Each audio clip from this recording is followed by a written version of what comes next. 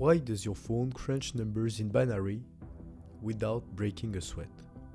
I'm Proma, and welcome to the From Bits to Chip series. 6 months, 6 videos, and by the end of it, a processor capable of Edge AI. All code and schematics used in the videos will be available freely on GitHub. Today's first step, let's pop the hood on microarchitecture. CPUs are everywhere. Calculators, phones, computers, anything that does just a little bit of computation has one. Today's first challenge. Understand how a single logic gate, the NAND, ends up computing an addition like 7 plus 8.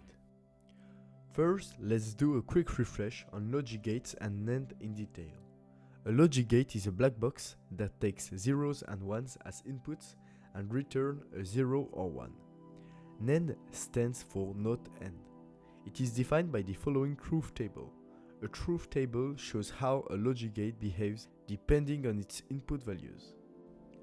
To run my simulations, I will be using Verilog, which is a common standard for hardware description. It allows engineers to model digital circuits at different levels of abstraction and simulate their behavior before synthesizing them onto physical hardware, like FPGAs. One single gate, the NAND, is enough to build everything.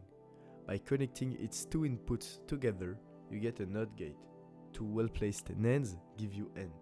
3 makes OR. 4 produce XOR.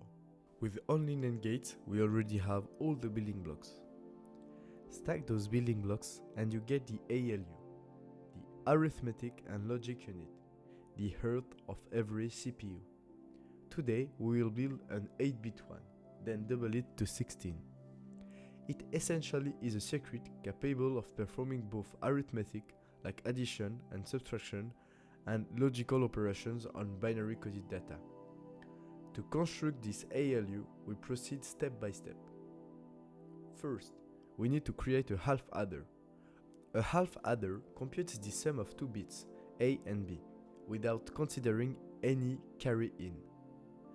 It's implemented using a XOR and an AND, both of which can be built from NAND gates. Next, we move to building a full adder. The full adder takes A, B, and a carry in to produce a sum bit and a carry out. To build it, we combine 2 half adders and an OR gate, again all made from NAND gates. After that, we extend this to multiple bits by chaining for 8 bits. By repeating the full adder circuit for each bit and linking the carry out of one to the carry in of the next, we create an 8-bit adder.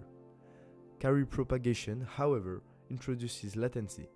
We will break this bottleneck soon by using a pipeline.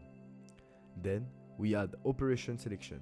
A small decoder interprets an operation code and uses NAND-based multiplexers to activate the desired function, addition, subtraction, or basic logical operations.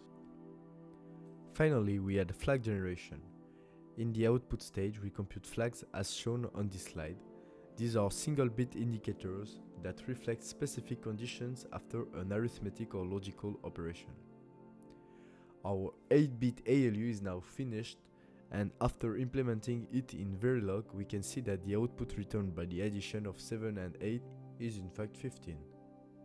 Now, let's get our hands dirty. To do so, plug in the Pynq Z1, program the FPGA using Vivado, which is AMD's proprietary FPGA design tool, and observe the results directly with an ILA, which stands for Integrated Logic Analyzer. It basically allows you to see in real time all the inputs and outputs of our ALU. Here we can see that everything is working properly.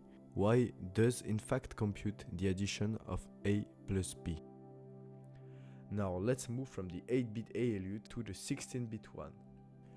To do that, we need to duplicate the bit slice using the same schematic. The problem is that the carry now propagates across 16 elements, thus it has double the latency. But no worries, here comes the pipeline. Pipelining is a method commonly used to speed up our CPU. But what does it consist in? Pipelining is like making breakfast by toasting bread, frying eggs, and cooking bacon all at once instead of one after the other. In a pipeline CPU, each stage works on a different instruction in parallel, just as you would heat the pan, toast the bread, and fry the bacon simultaneously. This turns 16 sequential stages of 0.1 nanosecond each into a 4-stage pipeline of 0.4 nanosecond per stage as shown in the benchmark. Here we are.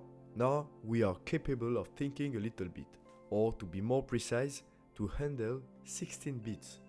To feed our CPU, I built a simple Python assembler that turns human-readable instruction into 16-bit machine code. The assembler can be separated in two main parts. First, you have the parser, which reads each assembly line, tokenizes the mnemonic and the operands, and validates syntax. Second is the encoder that maps the mnemonic to its 4-bit OP code, encodes register fields into their bit positions, and packs everything into a 16-bit word. That wraps up part 1. Today we built and tested an 8-bit ALU using a Pynq Z1 board and scaled it to 16 bits. We explored the benefits of pipelining and finally introduced our Python-based assembler. Thus, we have designed our first CPU using only NAND gates. In the next video, we will bridge low-level hardware design with live edge AI by discovering neural networks running on a tiny board. We will compress a model, load it onto a microcontroller, watch it make real-time predictions, and explore how fast, accurate, and energy efficient it really is. Thanks for watching. If you found this content helpful and want to support me, please like, comment, and subscribe so you don't miss next deep dive into edge AI on real hardware.